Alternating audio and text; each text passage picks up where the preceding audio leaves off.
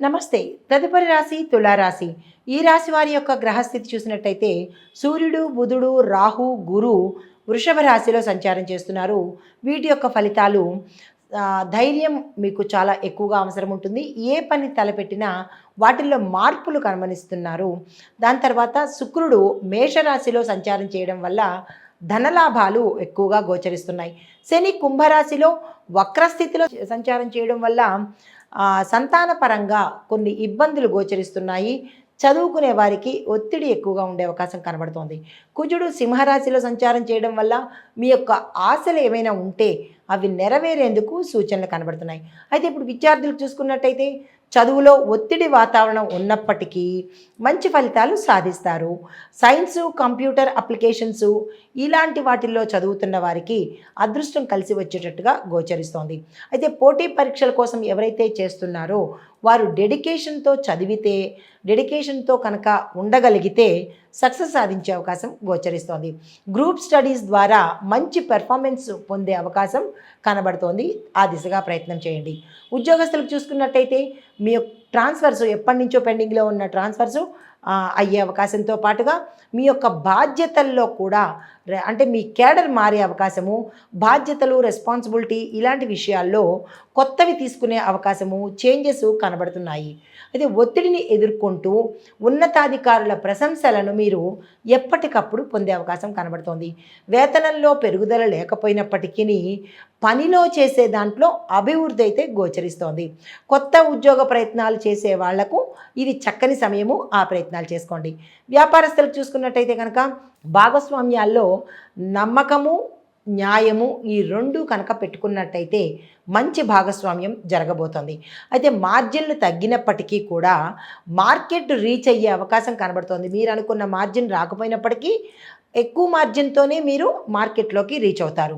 అయితే legal documents మీరు ఏదైనా సిగ్నేచర్ చేయాలన్నా, ఏదైనా ఒప్పందాలు చేసుకోవాలన్నా లీగల్ డాక్యుమెంట్స్ని 1-2 సార్లు చదివి అప్పుడు యాక్సెప్ట్ చేసే ప్రయత్నం చేసుకోండి. వ్యాపారాల్లో అగ్రెసివ్గా ముందుకు వెళ్ళాలి అని అనుకున్న వాళ్లకు, పెట్టుబడులకు ఇది చాలా చక్కని సమయము. ఆ ప్రయత్నం చేసుకోండి. ఐటీ రంగంలో చూసినట్టయితే కనుక డెవలప్మెంటు, డిజైన్ ఆ రంగాల్లో పనిచేస్తున్న వాళ్లకు ఒక మంచి ఆఫర్స్ వచ్చే అవకాశం కనబడుతోంది. ఆ ప్రయత్నాలు చేసుకోండి. కొన్ని కోడ్ సమస్యలు వచ్చే అవకాశం కనబడుతోంది. ఫ్రీలాన్స్ వాళ్ళకి అదనపు బాధ్యతలు కూడా వచ్చే అవకాశం ఉంది. జాగ్రత్తలు తీసుకోండి.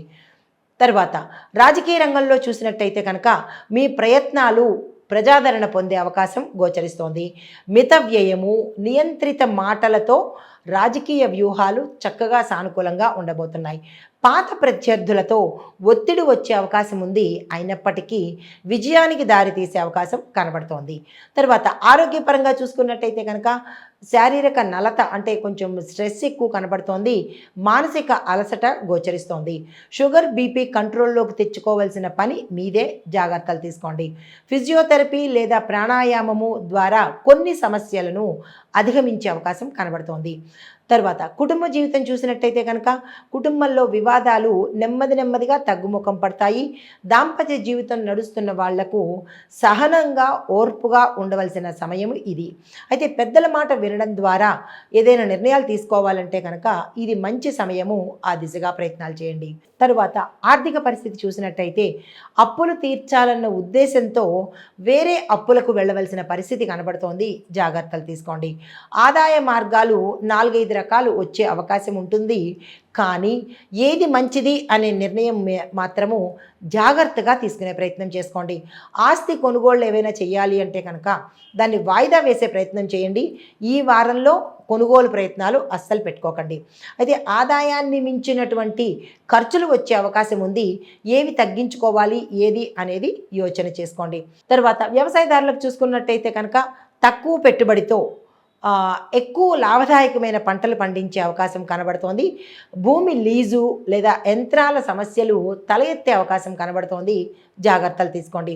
వ్యవసాయ కార్మికులు అంటే లేబర్తో కొంచెం సమస్యలు వచ్చే అవకాశం ఉంది. సానుకూలంగా స్పందించే ప్రయత్నం చేసుకోండి.